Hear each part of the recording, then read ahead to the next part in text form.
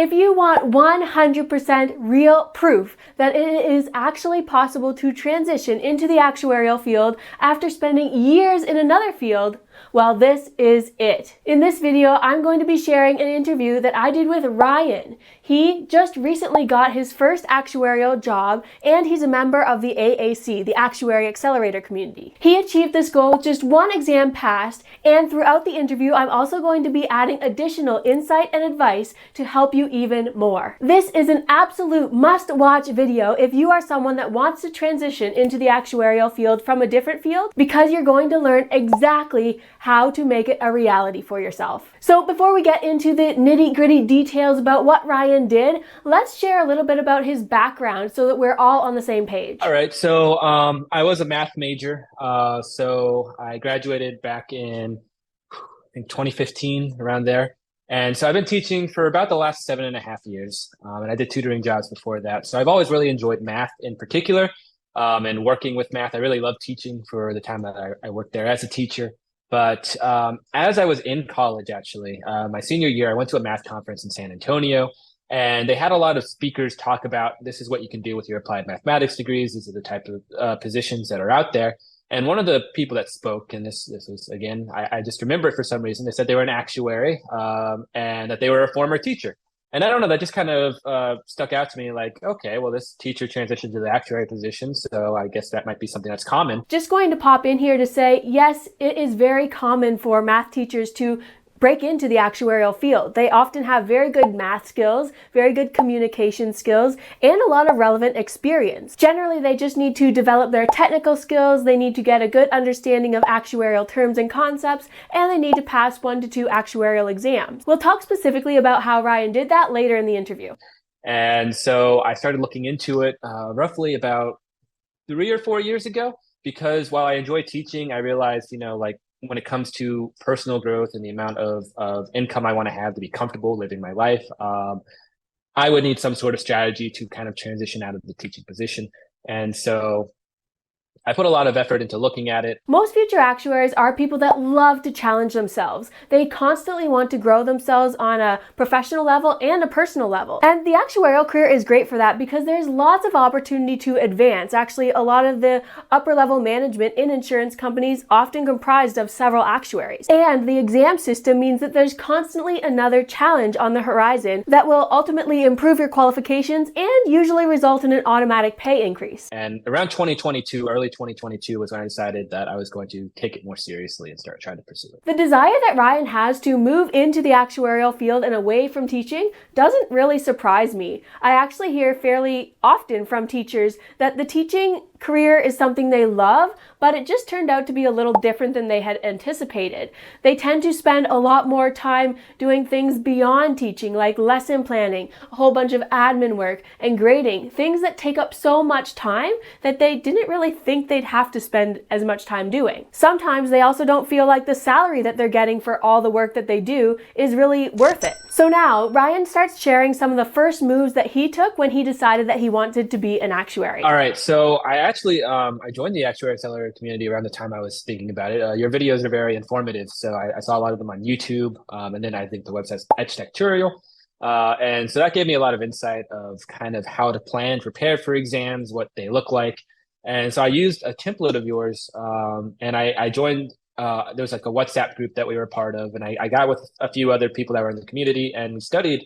And the template and everything, it really helped out. And so I took exam P over the course of like 2 or 3 months, and I passed in March. Side note, if you don't already have related experience like Ryan had in his teaching career, then I actually wouldn't recommend that you start your actuarial journey by taking an exam. There are other things you should do that are higher priority at the beginning. I won't get into too much detail about those right now, but if you are interested, then I highly recommend you go watch this video next, because it explains our top candidate method. And that's the exact steps I recommend you take from very beginning all the way to getting your first actuarial job. That way you're not wasting any time. I'll link to that down below in the description of the video too. While I was doing that, I also did things like the Excel Ninja Challenge, and that helped a lot. And I just got to talk to a lot of people. I met some people that were in Houston, where I'm from, and they gave me their opinions. They were part of the Actuary Accelerator community. They got jobs. So I got to interview them kind of in a way and talk about how they got their jobs. And it gave me a lot of knowledge, especially with how to interview, actuarial terms. And so I just try to absorb as much information as I could during that time. I honestly love how supportive the WhatsApp group in the Actuary Accelerator community is. When you get into the AAC, it's one of the first things that we recommend you do is get connected with that community, because it's a great way to get advice and insight from other future actuaries that are going through this at the same time as you are. And oftentimes there's many people ahead of you on their actuarial journey, so they're able to provide lots of good advice and insight. But we also have our Actuary Accelerator community manager in there, Kiana, who has several years of actuarial experience, and she answers questions all the time as well. Getting connected with a group of other future actuaries is really a great way to stay motivated and committed to this career, especially if you are someone that kind of feels like you're doing this alone, which is really common in the actuarial field. Yeah, so some things happened in the summer, which I'm not really going to go into, that kind of made me divert my attention for a while. But I actually came to the realization during that time that I wanted to improve other aspects of my life, specifically when it comes to health and just being a happier person in general. And I honestly think that actually helped me a lot, as much as passing exam P, as much as getting technical skills, just trying to build that self-confidence. No matter what your career goals are, your mental health should always be the priority. In the actuarial field, I often hear of future actuaries getting stressed, burnt out, they're constantly tired, they often feel like they're not doing enough or they're not where they should be. And it can be really discouraging at times. Although the career is great because there's always another challenge ahead, sometimes that can be a downside too if you don't start to learn how to feel content with where you're at sometimes as well. That feeling of having to constantly study or not being where you wanted to be or not getting enough done, it can take a toll. So if you do decide to pursue the actuarial career, then please, please, please, please do not give up all the activities and the things that you enjoy just to pass an exam sooner or to gain some extra qualifications. That will all come in time. But in order to make this sustainable over the long term, which it needs to be, passing actuarial exams and becoming fully qualified is going to take many years, so it needs to be sustainable.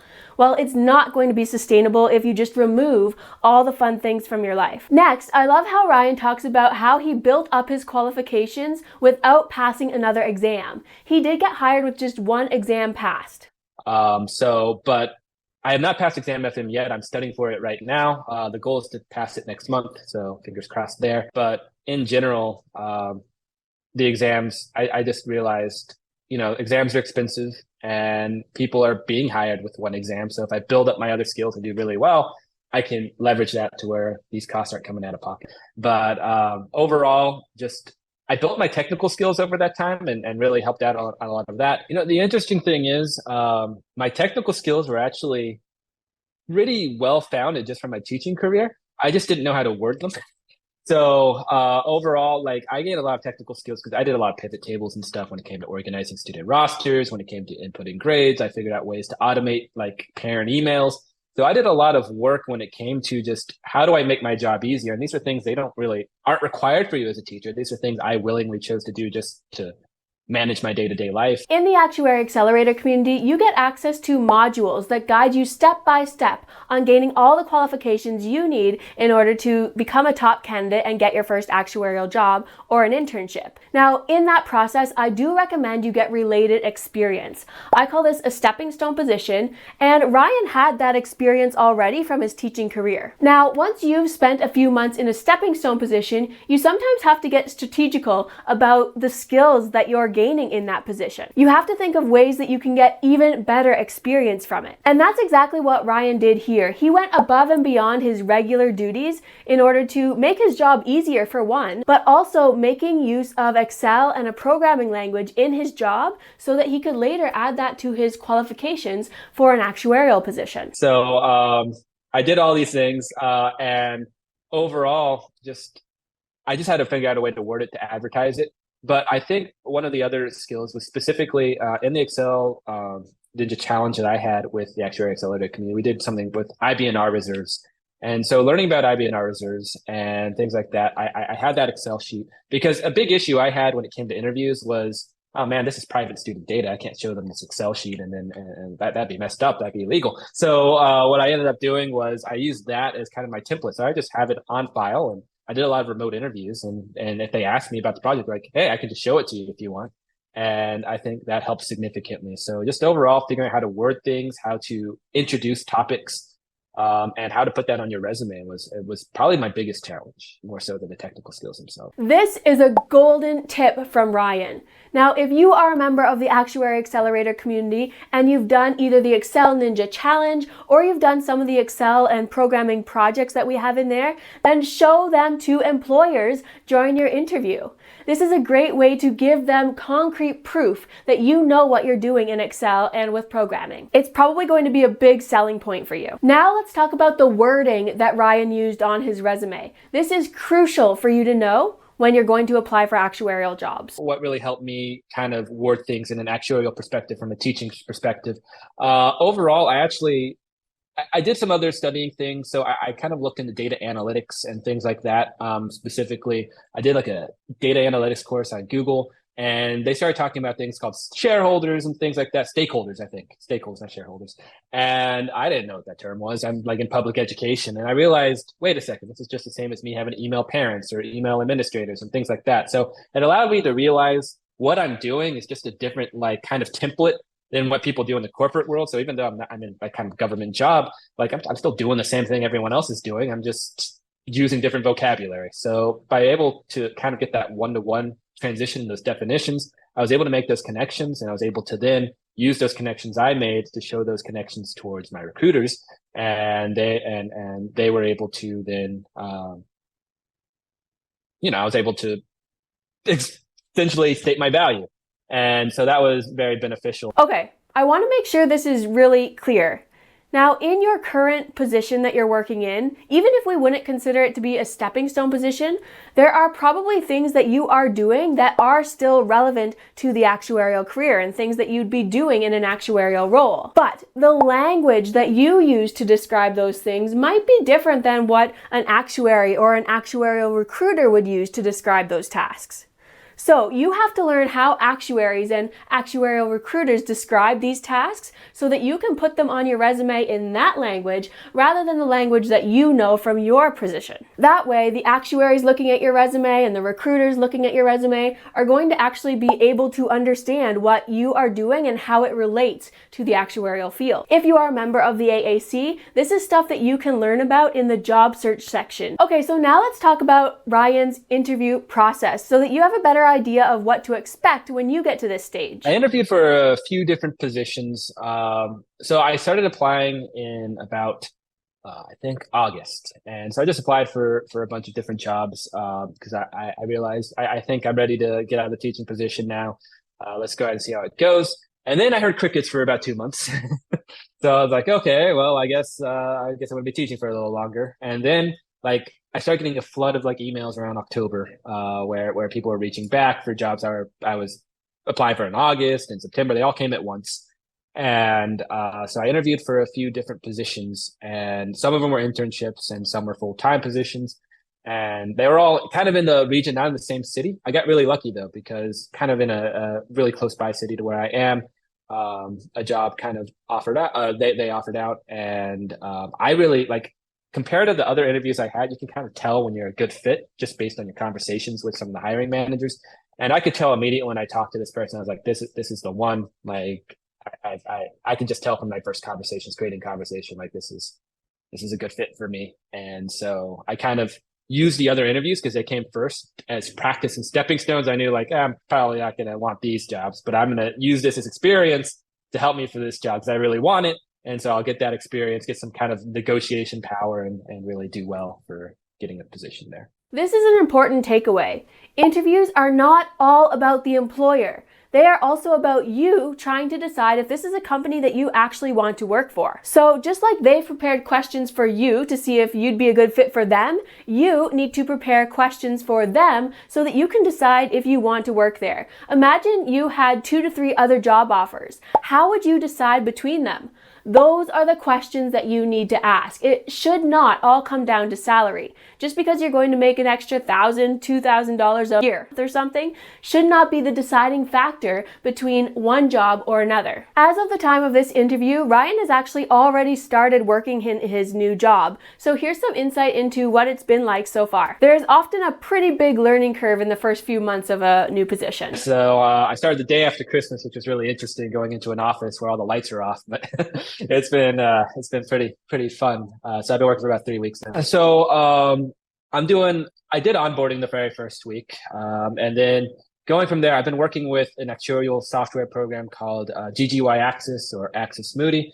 And so it's essentially an actuarial software that kind of generates reports, models reports. I can't say too much about it, mainly because I've only been working there for 3 weeks, but I do know what I do. I'm part of what's called the model consolidation team. So I was very fortunate when I interviewed. I interviewed with multiple different team members, and they all kind of liked my resume enough, well enough, where they said, "All right, well, we'll let you pick which one you want." I was like, "Oh, okay." So model consolidation sounded kind of like challenging. It sounded fun because what we specifically do is in GGY Access, there's things called batches, which are just kind of scripts that kind of automate certain processes to generate reports. And so there are a lot of them currently, like 20, 30, and it can get very confusing. So my job specifically with the team that I work with is to find ways to consolidate these models into, instead of being 20 or 30, into just 5 batches. So essentially we are making it much more simplified. We're making it much easier to run. And for future actuaries that come in or anyone that wants to generate these reports, it'll be a much easier process to understand and to explain. So our goal is we work with consolidating models, and then it's a huge project. It's supposed to span the entire year. And right now, so the way it works essentially, and I've talked to other actuaries at the company as well. So early on, they load you up slowly with workload. So I don't have a lot of tasks at the moment. I have a pretty straightforward and laid back task. But as I gain experience, which I'm learning a lot of problem solving skills doing this. So as I gain experience, they slowly increase the workload to where I can work with other projects. And I really enjoy it. I really enjoy my team I work with. I enjoy talking to the other actuaries. It's a very great place to be. It's very learning oriented. It's just a comfortable place to be at. I really love where I work. Ryan is really new to the job, so I'm sure there's a huge learning curve. GGY Axis is an actuarial software that I actually used in my position as well. It can be really complex, and it's constantly changing, and it takes a long time to really understand all the intricate parts of it. Up until the day I left, I was still learning new things about it. They also often add new features when new regulations come out or if actuaries are constantly requesting new features. If you're a member of the AAC, there's a video in there all about an actuarial software called Profit. So that's very similar to GGY Axis. You could go watch that video to get a bit more better understanding of what Ryan's talking about here. It's kind of funny because I thought I was pretty decent at programming. I've never been great. But the other people on my team are just like, they run circles around me. So I'm still in okay, I got to learn. About a month ago now, I was talking to an actuarial recruiter that said they are looking for people that are curious and willing to poke holes in the processes that they have so that they can ultimately be better. And it sounds like that's something that Ryan has already started to do in the first few months or weeks of his job, because he's able to use the background knowledge that he has from his previous career and apply it strategically in his new actuarial role. But I do have value, I think, from my teaching experience that still makes me a valuable member. So for instance, one thing that I'm really pushing for, and my manager's really great, very open-minded, is I'm trying to push for like good documentation practices and using like cloud-based kind of documents, because a lot of it is the Word. You have to save the file and then only one person can access it. I'm like, we should move all this to the cloud. We should be able to work on this collaboratively, because I did this with students all the time. So I taught them how to collaboratively work with cloud-based documents. So that's something I'm really trying to push for, which my manager is very open-minded to, and I'm really appreciative of that. So while I may not have kind of the technical skills to the level I think, I will get there. I'm 100% confident there. Yeah, I really like that you brought up the documentation part, because sometimes I think when you get involved with all the programming and the coding, people kind of just forget about the documentation. And then when someone new comes in, which you're basically creating these models to eventually move on to someone else, right? they really have no idea why you did this or what does this do and that sort of thing. So I think documentation, it's probably almost equally important as the code itself, making sure that you actually state what you're doing and why and all that stuff. Next, I asked Ryan to give us one piece of advice that he would give to any future actuary that is trying to achieve the same goal that he has just achieved. Listen to this. I guess, assuming your resume is good, let's go into kind of the interview stage. I think confidence is a real big key. I recommend kind of practicing questions. So what really helped me out the most with that is I used ChatGPT to actually simulate interviews, and I answered questions that gave me feedback. So I specifically modeled it in a way to where it would teach me. So you could put custom prompts in ChatGPT, and so I had to give me feedback. I provided different answers. But you want to put in life experiences, and you want to find out ways that you can use your life experiences to make sure that you're confident enough that you know that you're going to succeed and get a job. And also you just want to make sure that when you go into something that you know your value. Overall, I think that's a big thing. And if you don't feel like you're valuable enough to start to get these jobs, then make yourself valuable enough. And it's hard. It's harder. Yeah. It's going to show if you don't think that if you don't feel confident inside that you are able to do this job, it's going to show on the outside. And I've had interviews like that where they started talking like way above my head, and I didn't really know what they were talking about. So I remember those interviews, not my best ones, but I just started to feel like, okay, this is not for me probably. And you could tell by my responses afterwards. I also think there is value though in kind of just telling your interviewer straight up, like, well, I don't know the answer to that one, but I'm willing to learn. Like honesty. Just be straightforward. Talk to them like people. Try to just realize, like you're there. Like at the very least, you're getting good conversation. That's the way I kind of try to think of it. And it's a learning opportunity. Even if I don't get the job, this is going to help me for the next interview. So just kind of go in with a growth mindset, and like just having that optimistic view in general, just in life in general, just will always help you no matter what you try to do. As you could tell, Ryan did a lot to get himself qualified for this position. He didn't just stumble into it. To get him results as quickly as possible, he followed what we call the top candidate method. That's where you learn technical skills like Excel and a programming language. You gain communication skills. You also learn how to pass exams and get related experience. You learn actuarial terms and concepts, and you get to connect with other future actuaries that are going through this at the same time as you. If you want to check out the Actuary Accelerator community and maybe join, then there's a link with all the details about it right down below in the description, so you can go check out that now. And I'm also going to give you a coupon code that will allow you to get your first month completely free. That coupon code is BETHEBEST, all together, one word, so you can use that too, and you can cancel any time. Hope to see you in there, and I hope this interview was so insightful for you. I'm wishing you the best on your actuarial journey.